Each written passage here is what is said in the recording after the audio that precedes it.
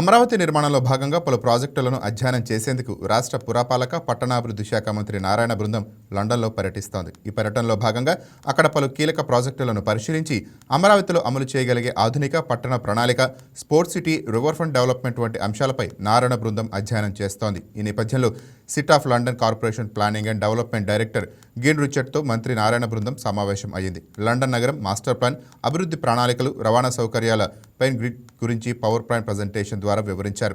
London city animation ద్వారా నగర నిర్మాణం గురించి వివరించారు. అనంతరం బాటర్సీ పవర్ స్టేషన్ను మంత్రి నారాయణ సందర్శించారు. మూతపడిన పవర్ స్టేషన్ను లండన్ అధికారులు ప్రముఖ పర్యాటక కేంద్రంగా తీర్చిదిద్దారు. పర్యాటకులను ఆకట్టుకునేందుకు బాటర్నీ పవర్ స్టేషన్లో ఏర్పాటు చేసిన ఏర్పాట్లను పరిశీలించారు.